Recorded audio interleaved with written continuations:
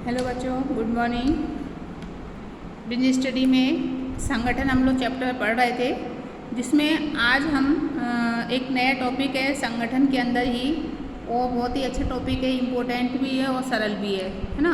उसका नाम है औपचारिक और अनौपचारिक संगठन। ये औपचारिक और अनौपचारिक संगठन के बारे में आज हम इसमें समझेंगे।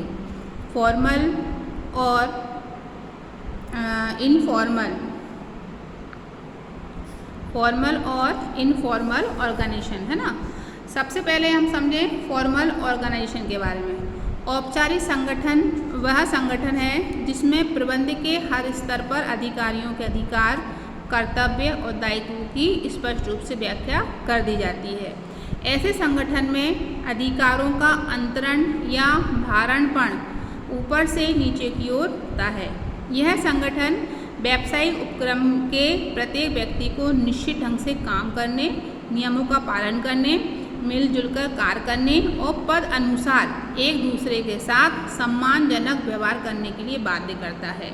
देखो, अभी हमने इसमें क्या समझा है कि औपचारिक संगठन क्या होता है कि एक मतलब प्रबंध के हर स्तर पर अधिकारों और कर्तव्यों के दायित्व की व्याख्या की जाती है।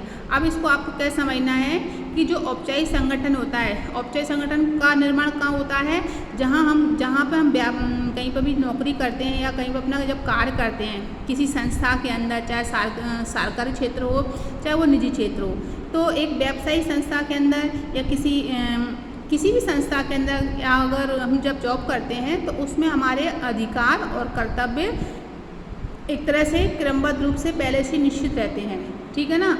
तो फॉर्मल ऑर्गेनाइजेशन में ये रहता है कि जैसे हम मान लो मैं टीचर हूँ तो मुझे पता है मेरे अधिकार कितने हैं और मेरा कर्तव्य कितना है। इसमें हम अपने मन से ना तो अधिकारों को बढ़ा सकते हैं, ना ही हम अपने अधिकारों को घटा सकते हैं। इसमें संस्था द्वारा अपने कामों को निश्चित किया जाता है और एक निश्चित दायरे के अंदर हमको अपने कार्य करने रहते हैं, ठीक है।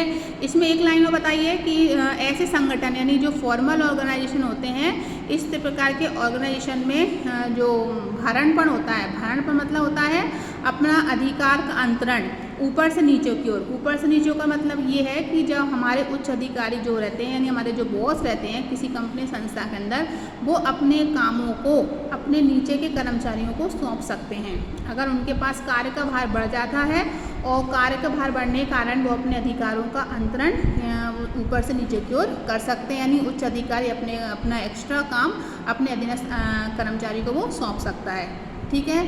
तो ये औपचारिक संगठन का निर्माण कब होता है, जब कोई व्यक्ति संस्था के अंदर काम करता है, काम करने के दौरान जब उसके अधिकारों और दायित्वों की स्पष्ट रूप से व्याख्या कर दी जाए, है ना। इसमें एक दूसरे के प्रति सम्मान करना सिखाया जाता है, अधिकारों के बारे में जानकारी रहती है और दायित्व की स्पष्ट रूप से व्याख्या रहती है। और पद अनुसार यानी इसमें जो कार्य होता है पद अनुसार होता है। अधिकारी है तो अधिकारी के अनुसार अधिकारी अपने पद अनुसार कार्य करेगा, कर्मचारी के पद अनुसार कार्य करेगा। और इसमें एक दूसरे को सम्मान देने के लिए, सम्मानजनक व्यवहार करने के लिए बाध्य करता है। यानी जब भी हम किसी कार्य क्षेत्र में काम करते हैं तो हम अपने अधिकारियों का रिस्पेक्ट करते हैं, कर्मचारियों से भी रिस्पेक्ट से बात करते हैं। तो इस प्रकार का जहाँ पर व्यवहार होता है या इस प्रकार जहाँ पर कार्य होता है उसे हम औपचारिक संगठन कहते हैं, ठीक है। इसमें मेन चीज़ अपन को दो लाइन याद रखनी है।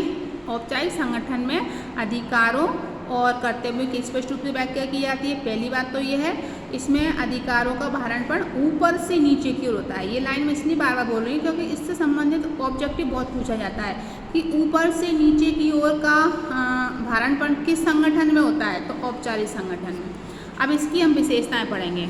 औपचारिक संगठन की विशेषताएँ, सबसे पहली औपचारिक संगठन स्वेच्छा से सोच समझकर निर्धारित उद्देश्य की प्राप्ति के लिए स्थापित किया जाता है। यानी जिस संस्था में जो हमको कार्य करना है तो उसके जो लक्ष्य पहले से डिसाइडेड रहते हैं, उन्हीं लक्ष्यों को पूरा करने के लिए जब संगठन बनाया जाता है तो उसको हम क्या बोलते हैं, औपचारिक संगठन।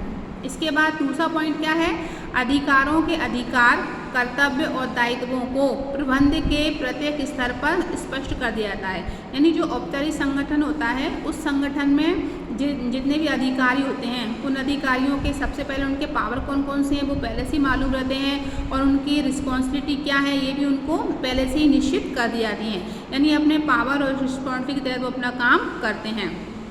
सत्ता का अंतरण ऊपर से नीचे की ओर होता है। सत्ता का अंतरण में मतलब ये होता है कि उच्च अधिकारी निचले स्तर के अधिकारियों को ऑर्डर दे सकता है, उससे अपना काम करवा सकता है, इसलिए ऊपर से नीचे की ओर बोला है। आदेश की एकता का परिपालन होता है। इसमें ये बताया कि जब भी हम किसी संगठन में काम करते हैं तो सब मिलजुल कर काम करते हैं, एक दूसरे की हेल्प के अनुसार काम करते हैं और जो भी काम होता है वो लक्ष्य को पूरा करने के लिए होता है, इसलिए इसमें आदेश की एकता का परिपालन होता है। अगला है सदस्य के संगठन के सदस्यों के बीच संबंध अव्यक्तिगत होते हैं।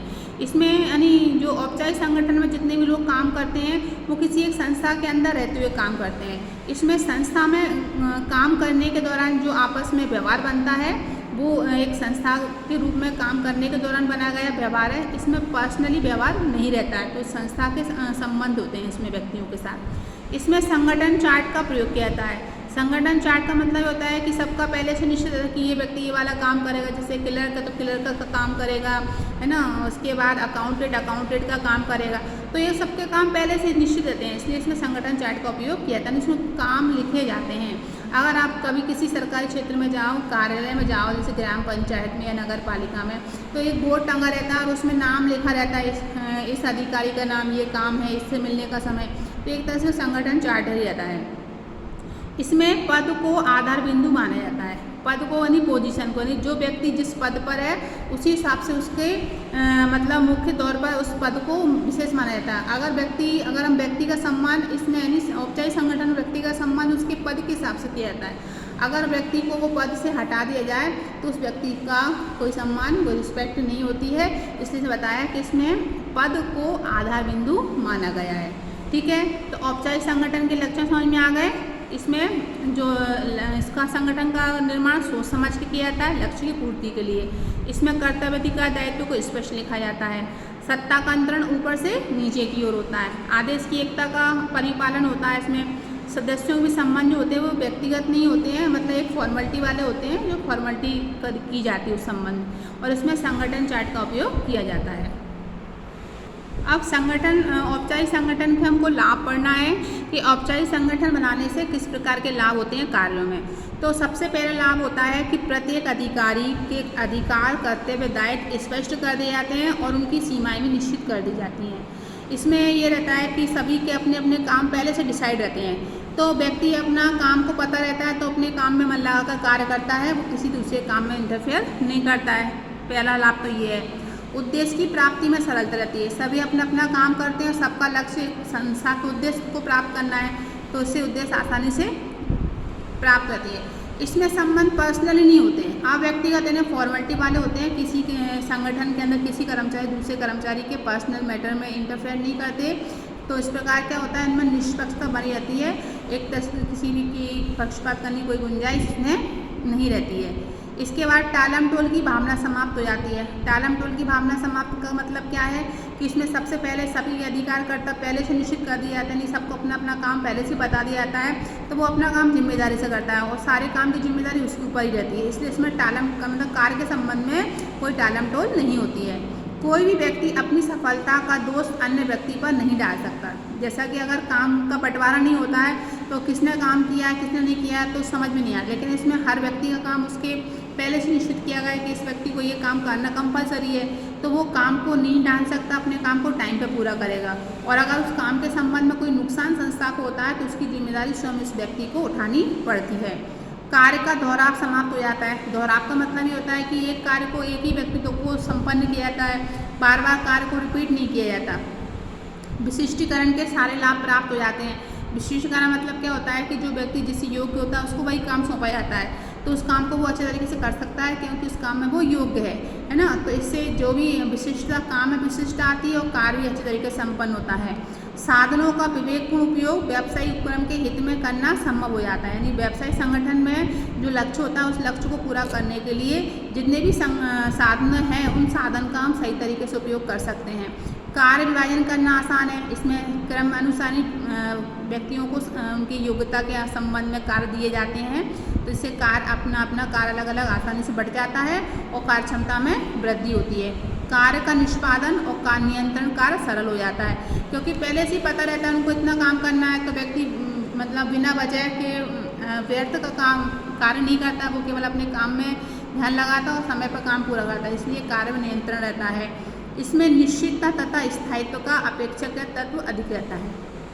ठीक है, तो ये हमने पढ़े औपचारिक संगठन के लाभ। अब जहाँ पर लाभ होते हैं वहाँ पे कुछ दोष भी होती हैं, कुछ हानियाँ भी होती हैं। तो अब हम क्या पढ़ेंगे, औपचारिक संगठन के दोष। ठीक है, देखो जहाँ पे अब हम फॉर्मल ऑर्गेनाइजेशन में क्या होता है, जो व्यक्ति काम करता है जहाँ पर जिस जगह, उसके कुछ दोष भी होते हैं। वो दोषों में पहला दोष क्या है, समूचा कार्य यंत्रवत हो जाता है, अतः मानवीय तत्व की अवहेलना नहीं हो जाती है, फलस्वरूप वह शक्ति समाप्त हो जाती है। इसमें क्या होता है, व्यक्ति एक मशीन की तरह काम करता है ना, किसी की मतलब मानवता की जो फीलिंग रहती है, यानी मानवता की तरह जो सोच होती है वो सोच इसमें नहीं रहती है। व्यक्ति एक मशीन की तरह उसको काम दिया, वो अपना